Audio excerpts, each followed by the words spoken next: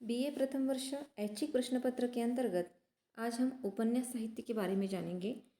इसके अंतर्गत आपका बंटी यह उपन्यास और उनकी लेखिका मन्नू भंडारी जी के परिचय को आज हम जानने वाले हैं।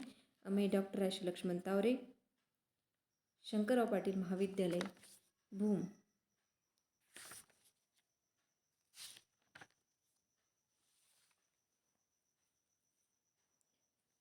स्वातंत्रोत्तर हिंदी कथा साहित्य में जिन कतिपय महिला साहित्यकारों के नाम आए जाते हैं उनमें बहुचर्चित जो नाम है तो मन्नू भंडारी का है। नई कहानी आंदोलन में यह नाम कुछ अधिक ही चर्चित रहा है।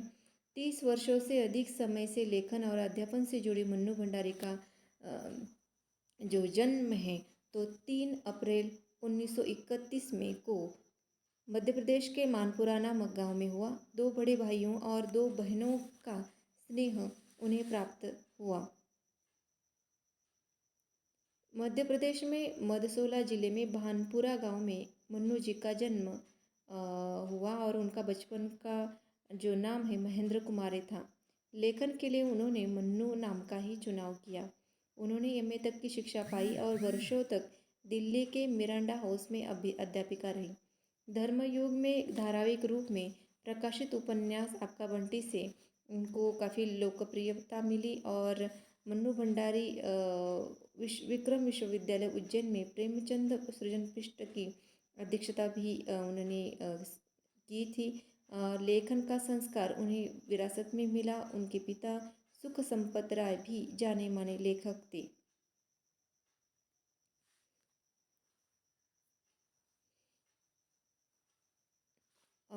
उनके व्यक्तित्व के बारे में आज हम जानेंगे कि मन्नू जी जिस व्यक्तित्व को लेकर साहित्य जगत में आई उनके उस व्यक्तित्व में पिता का योगदान उनके लिए महत्वपूर्ण रहा। इनके पिता नितांत क्रोधी, भयंकर रूप से अहमवादी और आदर्शवादी थे। समाज सेवी होने के कारण विभिन्न वर्गों के लोगों से चर्चाएं उनके दैनिक जीवन का अंग थी। मन्नू जी आरंभ से ही चर्चाओं को बड़े मनोयोग से सुनती थी। मन्नू जी स्वयं बताती हैं, बहस के दौरान पिताजी अपना विरोध सहन नहीं कर पाते थे और आर्थिक कठिनाइयों की विषम परिस्थितियों में भी किसी से मदद मांगना या समझौता कर पाना उनके लिए कभी भी संभव नहीं हुआ। आरंभ में वे कांग्रेसी थे, परंतु बाद में कांग्रेस का जो स्वरूप उभरा उससे उनका इस संगठन से जो है तो मोह भंग हुआ और संपूर्ण व्यक्तित्व कटुता से भर गया। मन्नू जी के पिता जितने अहमवादी और क्रोधी थे, माता उतनी ही सहनशील और समर्पित नारी थी। उन्होंने यद्यपि अपने जीवन का एक दिन भी अपने लिए नहीं जिया, लेकिन उसका उन्हें लेश मात्र भी रंज नहीं हुआ। कभी एकदम शांत और निर्लिप्त जीवन। पिता श्री सुख संपत राय भंडारी हिंदी पारिभाषिक शब्दकोश के आदि निर्माताओं में से थे, लेकिन यह कह पाना कठिन है कि लेखन के संस्कार और प्रेरणा मन्नू जी को पिता से ही मिली। यदि ऐसा होता तो वे अपने लेखन के साथ किसी व्यक्ति को जोड़ नहीं पाती। माता पिता की परस्पर विरोधी स्वभाव और मिले जुले संस्कारों से मन्नू जी के व्यक्तित्व ने अपना एक स्वरूप प्राप्त किया। 9वीं 10वीं कक्षा से ही नेतृत्व की लालसा उनमें जाग उठी थी। स्वाधीनता आंदोलन और जिन दिनों 1946 में आज़ाद हिंद फौज का मुकदमा चल रहा था, उन दिनों के जोश फरोश को याद करके मन्नू जी कहती है कि आज जब सोचती हूँ तो लगता है कितना रोमानी था वह जोश और लेकिन जीवन लगाव उन दिनों के भाषणों ने एक सफल प्रवक्ता बना दिया। उस समय हर बात की तीव्र और तीखी प्रतिक्रिया होती थी। कहीं भी अन्याय या अनुचित देखा तो भन भना उठती थी।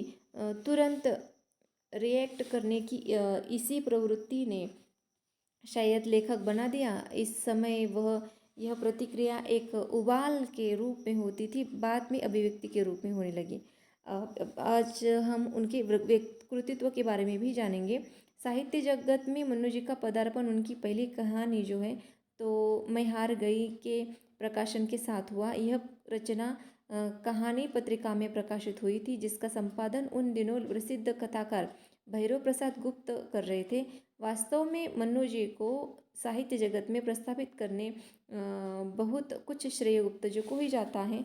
उनकी पहली कहानी छपकर और प्रशंसा का पत्र लिखकर उन्होंने जिस प्रकार प्रोत्साहित किया था उसे मन्नू जी स्वयं अविस्मरणीय मानती है।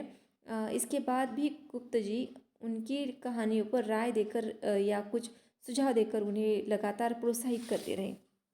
इसीलिए परिहास के क्षणों में उन्होंने एक बार कहा था कि मन्नू मेरी खोज और राजेंद्र की प्राप्ति है। अब तक मन्नू जी की 5 कहानी संग्रह और 3 उपन्यास देखे जा सकते हैं। जो कहानी संग्रह है तो इस प्रकार है। एक प्लेट सैलाब 1962 में, फिर मैं हार गई यह 1957 में, 3 निगाहों की एक तस्वीर, यही सच है, त्रिशंकु, आंखों देखा झूठ और अकेली, यह कहानी संग्रह है। इसके बाद जो उनके उपन्यास हुए इस प्रकार है। आपका बंटी जो 1971 में यह उपन्यास प्रकाशित हुआ। यह उपन्यास जो है तो विवाह विच्छेद की त्रासदी में पीस रहे एक बच्चे को केंद्र में रखकर लिखा गया है और इसको हम विस्तृत रूप से देखने वाले हैं। और 1 इंच ओपन मुस्कान, यह उपन्यास 1962 में ने लिखा है। लेखक और पति राजेंद्र यादव के साथ लिखा गया यह उपन्यास है। 1 इंच मुस्कान इस पढ़े लिखे आधुनिक लोगों की एक दुखांत प्रेम कथा है जिसका एक एक अंक लेखक द्वय ने क्रमानुसार लिखा है। महाभोज यह जो उपन्यास है तो 1979 में यह उपन्यास लिखा गया और यह उपन्यास जो है तो नौकरशाही और राजनीति में व्याप्त भ्रष्टाचार के बीच आम आदमी की पीड़ा को उद्घाटित करता है। इस उपन्यास पर आधारित नाटक अत्यधिक लोकप्रिय भी हुए थे और इसी प्रकार यही सच है यह पर आधारित रजनीगंधा नामक फिल्म भी अत्यंत लोकप्रिय होती। उसको 1974 की एक सर्वश्रेष्ठ फिल्म पुरस्कार भी प्राप्त हुआ है।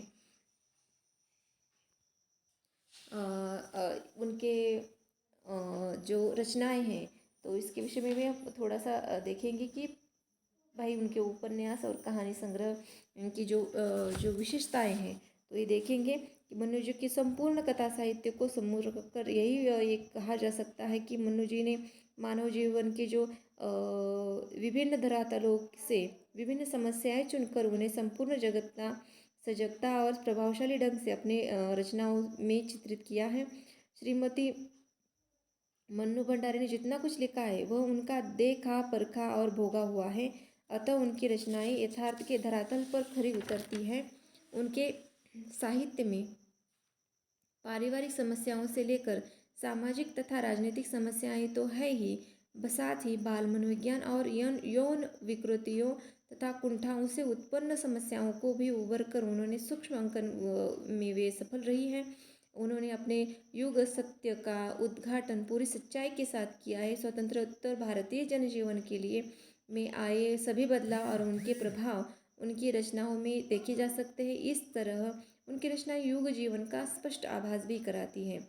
उनकी रचनाओं में व्यक्तिगत और वर्गगत दोनों ही प्रकार के पात्रों का संयोजन है। उनके पात्र कल्पनालोक में के प्राणी नहीं है बल्कि हमारे अपने अनुभव संस्कार के पात्र हैं। उन्होंने आवश्यकता अनुसार कथा लेखन में प्रचलित सभी शैलियों का प्रयोग किया है। कतिपय रचनाओं में उनका व्यक्तित्व अत्यंत तीव्रता के साथ उभरकर व्यक्त हुआ है। व्यंग्य शैली का भी अच्छा उदाहरण है उनका उपन्यास महाभोज। भाषा की चित्रात्मकता और उनके लेखन की एक अन्य विशेषता है, उन्होंने अधिकतर बोलचाल की भाषा का प्रयोग किया है। स्वभावतः सहजता के साथ अलंकार प्रयोग उनकी भाषा में अनायास हो गया है। मुहावरों और लोकोक्तियों के प्रयोग ने उनकी भाषा शैली को स्वाभाविक और प्रभावशाली भी बनाया है। इस प्रकार आज हमने देखा कि मन्नू भंडारी का एक व्यक्तित्व किस प्रकार से था, उनकी साहित्य की जो विशेषता है वो भी देखें।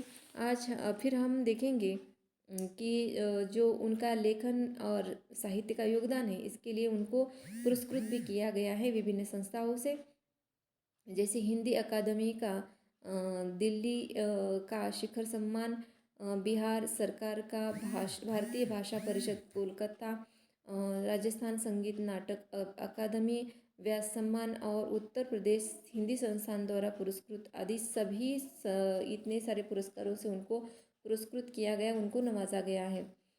तो आज हमने देखा कि मनु भंडारी का परिचय संक्षिप्त रूप से। कल हम आपका बंटी इस उपन्यास का हम कथ्य देखेंगे। उसके बाद हम परिचय चित्रण पर चर्चा करेंगे, उसकी संवेदनाओं की दृष्टि से हम अध्ययन करेंगे। आज के लिए बस इतना ही। बहुत बहुत धन्यवाद।